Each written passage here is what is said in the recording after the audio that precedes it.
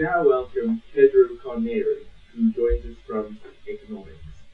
A lot of economists spend a lot of time, and sociologists, documenting racial disparities in a bunch of outcomes, say employment, wages, health, crime, education, test scores, you name it. And then after you document it, you try to explain its source.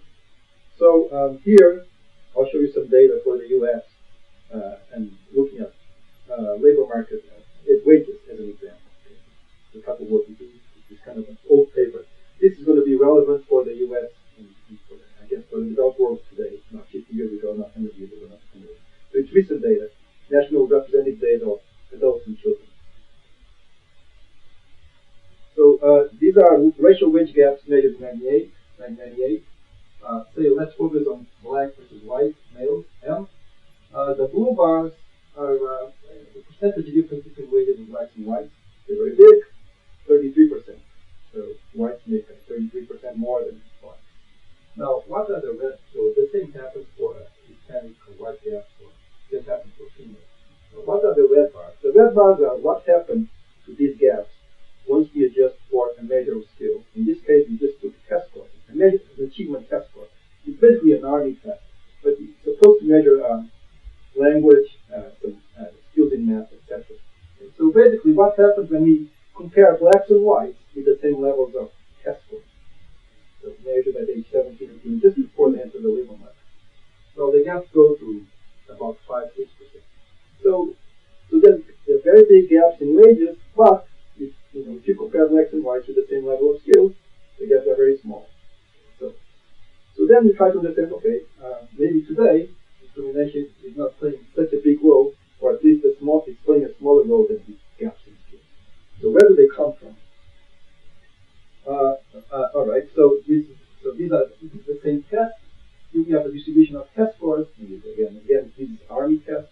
It looks at the math, language, a bunch of other things that you're supposed to learn during your childhood and adolescence. So here we have the distribution of test scores for whites, and here we have blacks and Hispanics, and the white distribution is completely different from the black and Hispanic distribution. Much more to the right. And that's the reason why they have 30% higher rate in the labor market. Okay, so now one interesting thing is that the racial gaps in test scores emerge very early, so much earlier than the ones. So the tests I was showing you before, these are measured, let's say, at 14 to 19. Okay, but if you go much before that, so if you go that age, say 5 to 14, here we have average scores in math. So again, a test given to a national representative sample of American children. We have white, we have black, black here and Hispanics here.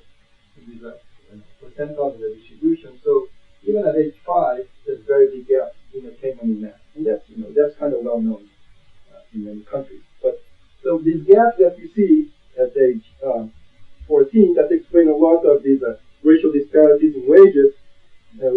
They come back to age 5.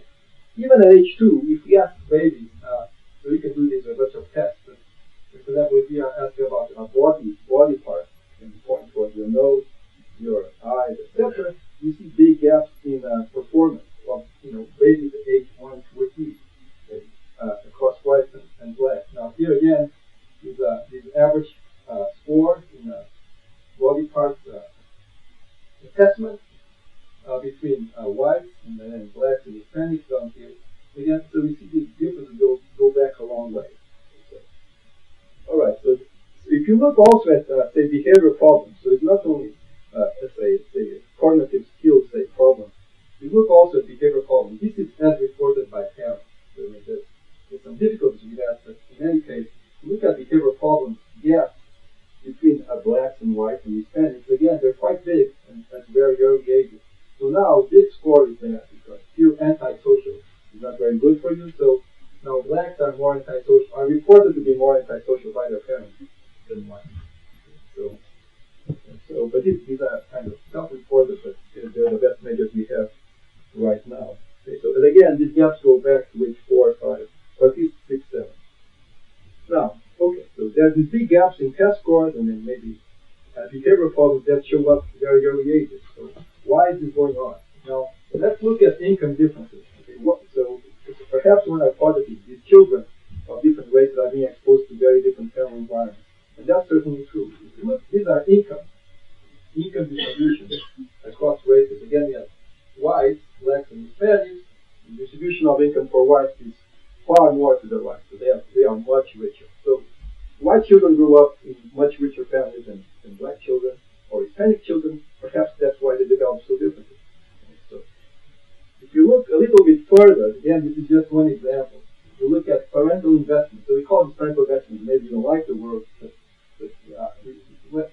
forget about it. So this is just one example. Is how often the mother gives to the child at age 2.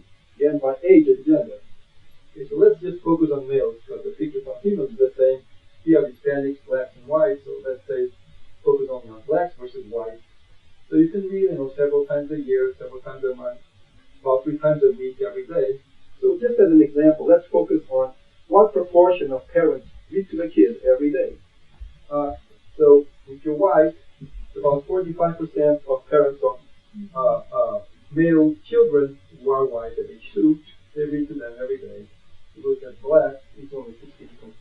So they're poorer, they read less to their children. And so and then going on, if you look at expectations, so what is the mother's expected education level for the child at age 6? Why is this important? Because perhaps if a parent has high expectations, then another way to say this is that the returns to their investment, so the returns to spending time and money in their kids will be high. Okay, so they have low expectations for their children, the returns may be low, and so they'll spend less money and then less time with their kids.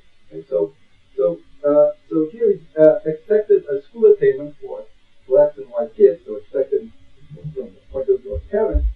So we have dropping out of high school, graduating from high school, and having some college or having completed a college degree.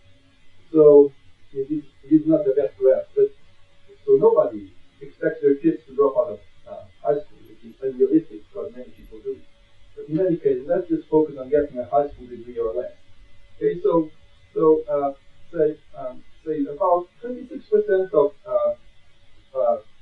Hispanic mothers expect their kids to get high school degree or less.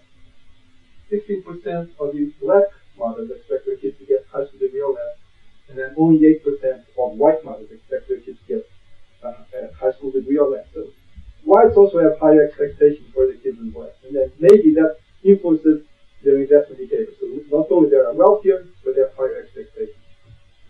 Okay, so what am I really saying? So again, this is I know this is a very simplistic picture, but this is it. For 10 minutes, this is it. So we have big gaps in wages, big disparity in wages. We also have big disparity in employment, welfare use, crime, all kinds of risky behavior, health, you name it. So today I focus on wages. Now, if you focus on wages, these disparities in wages that we observe today in the 21st century in the labor market, they're mainly explained by disparities in skills across racial groups. Okay? Not as much by maybe discrimination. Maybe discrimination plays a role before. Okay, but once they get to the labor market, the levels of skills are completely different. Okay, and these disparities in skills go back a long way. Okay?